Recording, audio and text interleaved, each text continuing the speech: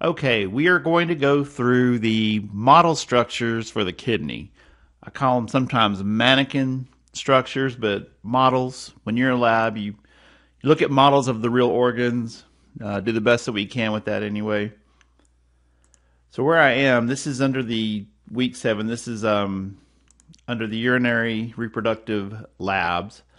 And under the urinary system lab, you go down to outline study diagrams, which you're already there if you're watching this video. But yeah, there's all the stuff. Here is some diagrams, and I like doing it this way because you can click and you can scan around, and I might even bounce back and forth doing that. But we're going to start with the mannequin parts. So here is a lab list. Now, it's not very long for the urinary system. Here are, now section 1 sort of refers to the whole kidney. Section 2 is actually going down what's called into the nephron part, and then section 3 is getting into what's the renal corpuscle and the parts of that. So starting here first, renal capsule, and I made I call this the video documents. So you got some pictures here of mannequins and also diagrams. But see the outside of the kidney, they're kind of reddish brown. The left one is slightly higher than the right one. But that outer layer is called the renal capsule. So the very outside portion. And there's an actual model. You can see they're kind of dark colored. There are the adrenal glands on the top. Let me go down one more, and I don't want to make anybody dizzy. I'm going to go down to there. So there's the whole kidney. You can see the outside. That's the renal capsule. And then, of course, these models like this is called a cross section. So you can see the capsule there. I'm going to go back up to the top. Go to here. All right. Renal cortex, renal medulla, renal pelvis. Kidney has regions. Those are not layers. They're called regions. Most organs have a cortex medulla, not necessarily a pelvis. The adrenal glands had a adrenal cortex, adrenal medulla. So I'm just going to scan down, and I'm going to bounce back and forth a little bit. So here we have 2 kidneys, and then now we have a cross section of a kidney. And you do have a labeled one of these. Now, this outer layer here, now you can see the outside is called the renal capsule. This layer right inside here is referred to as the renal cortex. And then this area in the middle with the darker structures that are pyramid shaped, they're actually called the renal pyramids. This is the renal medulla. And then this area here is called the renal pelvis. And the pelvis is made up of these tubes that are called calyces. There's a major and minor, and we'll get to that in a minute. So on an actual model, now this is a computer diagram. You can see the cortex is here, here's the renal medulla, and then here is the renal pelvis, and it actually shows what the calyces look like, these little tubes that collect urine from the pyramids. It's going to leave the body. All right, here. So here's an actual model. Here is the renal cortex, a little thicker here. The middle section would be the renal medulla, where the pyramids are, and then this part in here would be the renal pelvis. So one more time, this is a little better.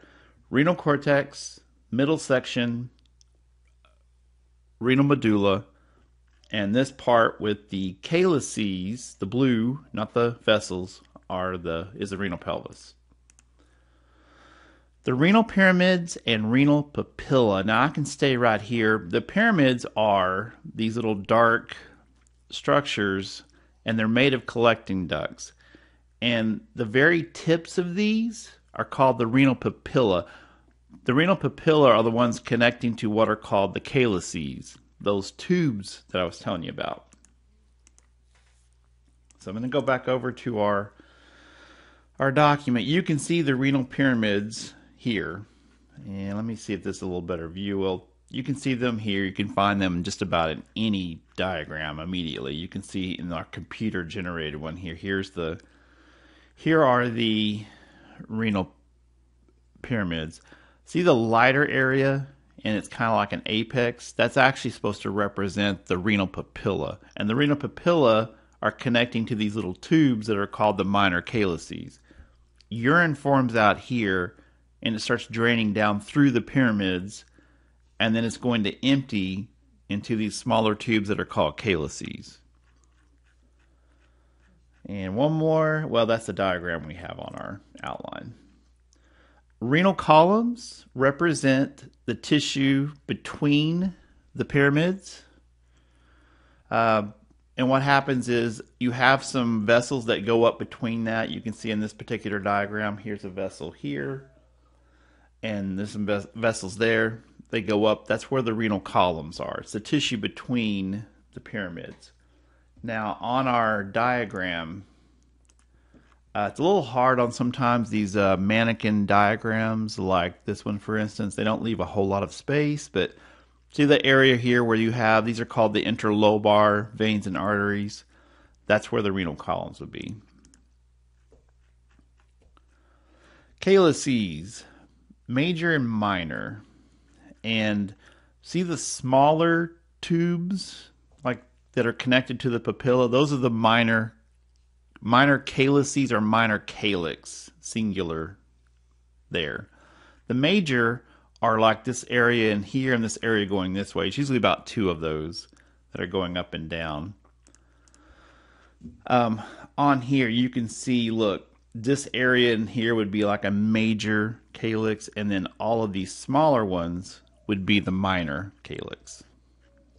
So there's minor calyx, and like I was saying, the tips are called renal papilla. The top of the pyramid's here, and that kind of comes down to an apex. That's called the renal papilla. There's a nice little blown up, you can see, and it's kind of got a dark area. That's the renal papilla. This is a minor calyx. Whole kidney, and well, we'll get to that in a minute. This is called the freestanding model. Okay, renal blood vessels. Now, kidney has a huge amount of blood flow.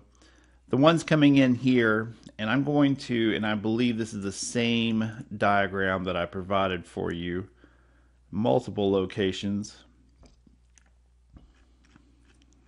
Well, here's one. This is fine. This one coming in is the renal artery.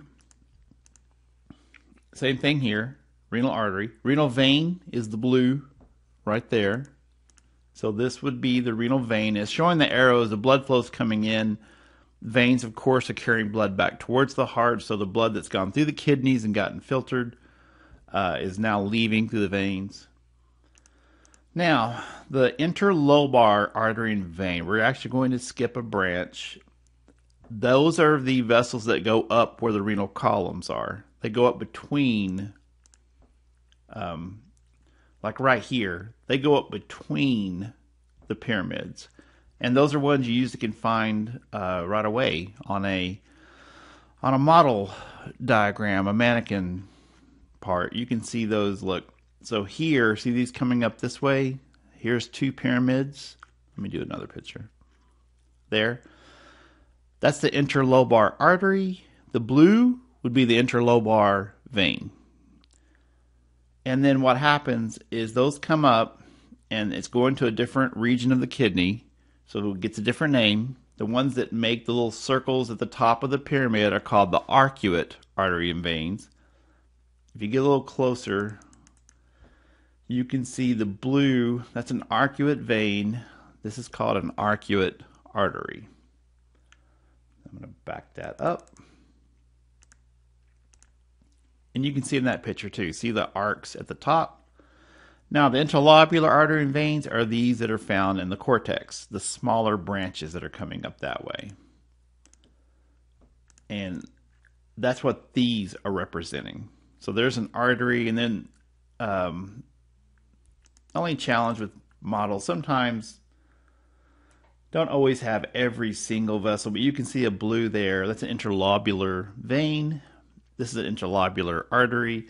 And then what happens, it goes into something called an afferent arteriole and then into the glomerulus, becomes the glomerulus, which is the filter of the kidney. Nephron collecting duct. Okay, in your diagram, if we go a little further ahead, so we're going to go past all of this, probably all the way down to the bottom. This is a nephron, and most kidney models have that.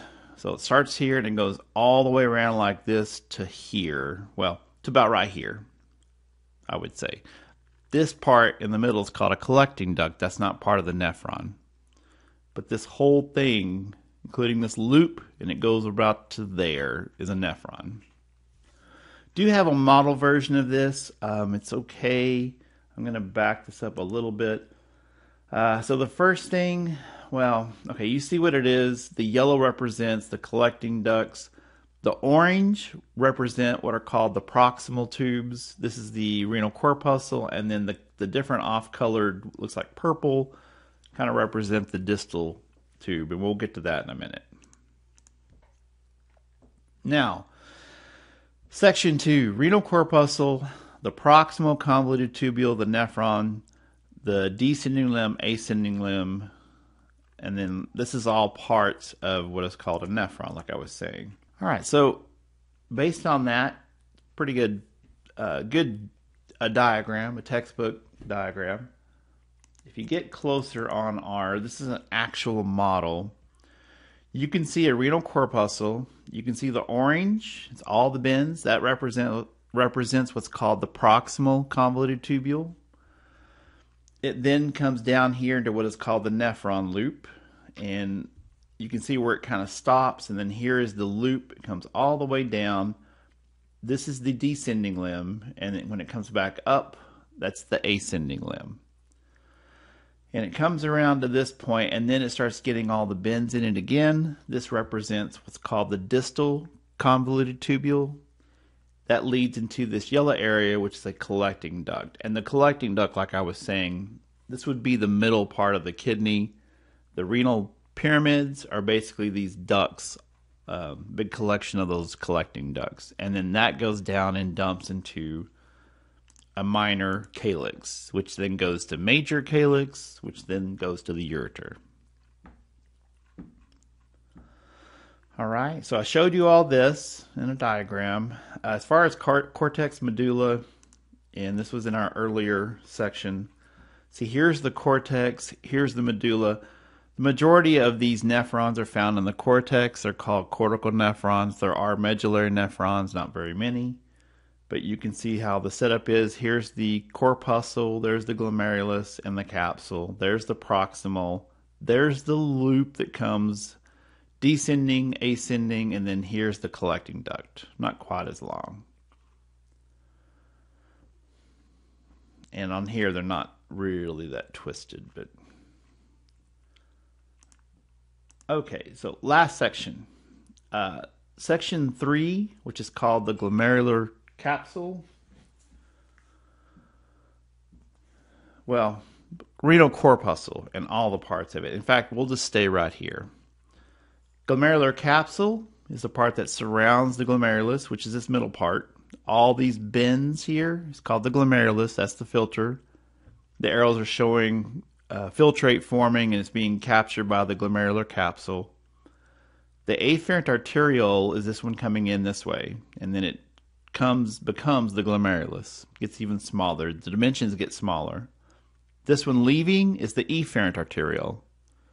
So blood comes in, gets filtered, then it leaves. And then that filtrate starts going down through the tube ride, and then as in lecture we covered this, a huge percentage of it gets reabsorbed, doesn't leave the body. Podocytes are these yellow epithelial cells there. And I know I just said that's the glomerulus would be red. The yellow looks like they're branching are podocytes. They're cells that cover the glomerulus. And you can really see them on there. See the red, that's the glomerulus. See the branching, and there's the nuclei one. There's the cell body of a podocyte, and then here are all the little extensions. And it helps make the little openings in the glomerulus that help filter blood. Last part of our mannequin parts is called the freestanding model. I'm going to be just using this little list. Kidney, capsule, adrenal glands. I'm going to go back up in our little document, and I gave you these photos as well. So here is our freestanding model. Right there you can see the abdominal aorta. Here's the blue coming down. So there are the kidneys. See, there's the capsule, whole kidney. Here's a cross section of a kidney, or really probably what you would call, well, a longitudinal section most likely. Inferior vena cava. The yellow tubes coming down are the ureters. And this is the front. See where the pubic bones come together? This is the anterior view. And then in the back, see the prostate's always in the back. This is a male model. This would be a posterior view. So in other words, this is the right side. This is the left side. Now in this particular example, this would be the left. This would be the right, because this is like a person facing toward you. Left ureter, right ureter. So this is from the back. See the right ureter coming down. This is the left. Oop. Now, adrenal glands, and I showed you the aorta. The adrenal glands are sitting on top, little spongy looking things here. See them on there.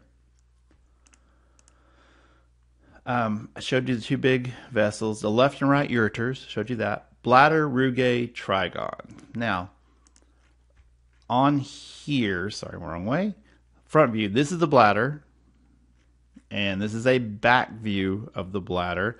On the back of the bladder, this is a male, here's the prostate. These also look like little spongy orange looking things, are called the seminal vesicles, and the white here is actually the vas deferens, which that's reproductive physiology. That's how sperm gets from the testes into the prostate through an area called the ejaculatory duct. And then here's a closer view. There's the prostate. The white would be the vas deferens, and this orange looking spongy structure is called the seminal vesicles. This is when you can take the bladder, you can take the top off and set it down. See all the little, they look like holes, but they're really folds. That's rugae. The bladder has folds in it. This white area is called the trigon, and you can't tell by that picture, but you can here. See where the ureters come in?